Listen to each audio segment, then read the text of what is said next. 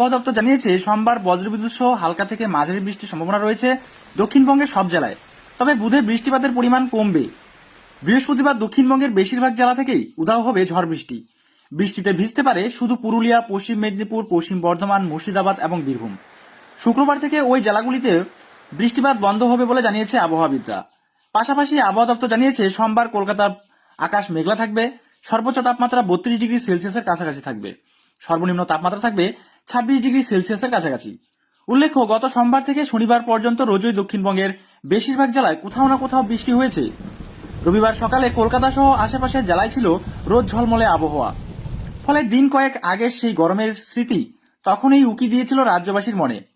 সোমবার আকাশ মেঘলা থাকলেও ভ্যাপসা গরম রয়েছে। বঙ্গবাসীর মনে এখন একটাই প্রশ্ন, তা হলো ঝড় বৃষ্টির ইনিংস কি আপাতত শেষ? আবার কি সেই হাঁসফাঁস গরম পড়বে? চলবে তাপপ্রবাহ? হাওয়া অফিস জানিয়েছে শুক্রবার থেকে আগামী কয়েকদিনে বঙ্গের তাপমাত্রা একটু একটু করে বৃদ্ধি পাবে। তবে তাপপ্রবাহ পরিস্থিতি তৈরি হবে কিনা তা এখনো কোনো মন্তব্য করেনি আবহাওয়াবিদরা। হাওয়া অফিস জানিয়েছে দক্ষিণবঙ্গের বৃষ্টিপাত বন্ধ হওয়ার পূর্বাভাস থাকলেও উত্তরবঙ্গের মালদহ এবং দক্ষিণ দিনাজপুর বাদে বাকি সব জেলাতেই বৃষ্টিপাত হবে রবিবার পর্যন্ত বিক্ষিপ্তভাবে। সঙ্গে ঘন্টায় 30 থেকে 40 কিলোমিটার গতিতে ঝড়ো হাওয়া বইতে পারে। রবিবারের পর থেকে বৃষ্টিপাতের রেশ কমতে পারে।